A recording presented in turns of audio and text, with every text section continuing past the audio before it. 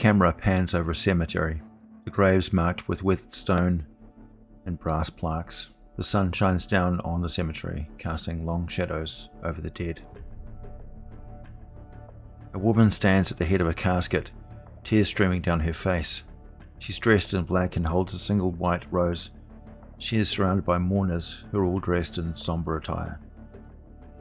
"Why did you have to leave us, my love?" Suddenly, the casket lid slams open, startling the mourners. A figure rises from the casket, his skin pale and his eyes dark. The mourners scream and flee, but the woman stands frozen in place, staring at the figure in disbelief. "Why do you weep, my love? I am not gone, merely changed." The woman stares at the burai in shock, unable to process what she's seeing. "But you're dead." "In a manner of speaking, yes, but I still have a sliver of my soul, and it is bound to my body. I am Borai." The woman backs away, fear in her eyes. "What are you?" "I am a being that defies death, a creature of both the living and the undead. I am Borai." The professor stands at the head of a lecture hall, addressing a room full of students. Borais are an unusual form of corporeal undead. They're not simply dead bodies animated by negative energy, but rather they retain a small piece of their soul bound to their mostly dead body.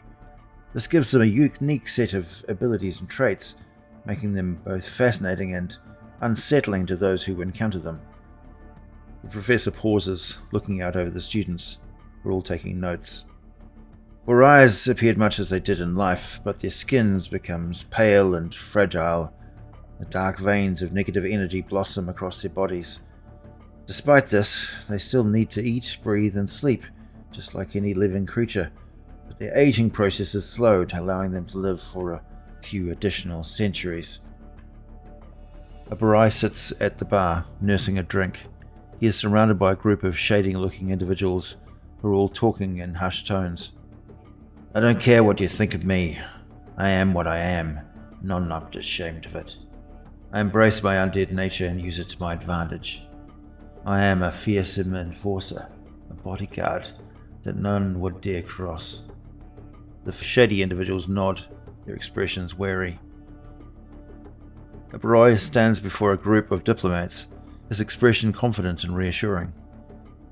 "I understand your concerns about my undead nature, but I assure you that I am still the same man who stood with your forefathers at the signing of the treaty, which survived 60 years in combined defense of your two peoples against the raiders of the mountains of the north. Stand with me now, and we will forge a new, stronger alliance. These matters we quarrel over can be resolved without the need for further bloodshed." The life of Borai was not an easy one. Despite their unusual abilities and extended lifespan, many of them lived in a world that feared and reviled them, where their undead status made them outcasts even among their own kind. They were those, of course, who embraced their disconcerting aspect, using their frightening appearance to their advantage. But for others, the life of Borai was a constant struggle against prejudice and misunderstanding. Despite this, there were Borais who persevered, who made a life for themselves despite the odds against them. They were found in all walks of life, from terrifying enforcers and imposing bodyguards to diplomats and public servants. Some Borais attempted to hide their pale appearance with cosmetics and full-body clothing, trying to blend in with members of their original races. This often resulted in heartbreak and feelings of betrayal from their friends. For those who could not or would not hide their undead nature, life was often a battle of acceptance, a constant effort to overcome the stigma of their existence. It was a hard life, but for those who embraced it, it was a life filled with purpose. Borais had a unique ability to see clearly in the dark, and their immunity to negative energy made them valuable allies in the fight against dark forces and undeath. They were highly resistant to disease, exhaustion, fatigue, mind-affecting effects, paralysis, poison, sleep effects, and stunning, which made them ideal combatants against the risen dead. However, as much as Borais were valued for their abilities, they were feared and reviled. Many saw them as abominations, as creatures that had somehow cheated death and were now defying the natural order of the world. For these Borais, life was a constant battle against misunderstanding and prejudice, a struggle to prove that they were more than just their undead status. Despite all this, there were Borais who persevered, who made lives for themselves in a world that would not want them, and were a testament to the strength of the human spirit, to the resistance of the soul, and to the power of the will to survive. Whether they were embraced by the world or shunned, these Borais proved that even in the face of death, life can find a way to endure. Despite the challenges that came from being a Borai, many find it preferable to death. After all, their unusual state allows them to continue living and experiencing the world, albeit in a limited way. However, some Borais are tormented by the knowledge that they have become and long for the release of death. For these individuals, existence as Borai can be a never-ending cycle of pain and regret. Despite the fear and revulsion that many people feel towards Borais, there are those who see them as valuable assets. As previously mentioned, there's abilities to see in the dark and resist negative energy make them ideal as allies in the fight against dark forces and undeath. Some Borais embrace this role and use their powers to defend the living, while others are content to live out their existing lifespans in relative obscurity away from prying eyes and judgmental attitudes. However, the fact remains that Borais are still undead creatures, and they're often seen as abominations by those who hold strict views on life and death. Some societies and organizations actively hunt Borais, seeing them as threats that must be neutralized.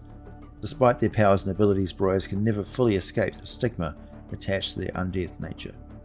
For player characters, the decision to become a Borai is one that should not be taken lightly. While it offers the chance to continue adventuring for centuries to come, it also carries a heavy price. Those who choose to embrace the Borai nature must learn to navigate the often hostile world that surrounds them, constantly aware of the danger that lurks around every corner. For some, the price is too high, and they choose instead to pass on to the afterlife, accepting their fate and the limitations of mortality. But for those who choose to embrace the Borai nature, the world is a place of endless possibility and adventure. They are powerful, immortal beings with a unique perspective on life and death, and they are free to explore the world, forge their own paths, and leave their mark on the world in a way that few others can. Whether they're feared or revered, respected or reviled, Borai will always stand out as a unique and powerful force in the world, a testament to the stubbornness of the human spirit and the desire to cling to life in the face of death. And with that, stay deeply nerdy, my Starfinder friends, and I'll be back with more for you very soon.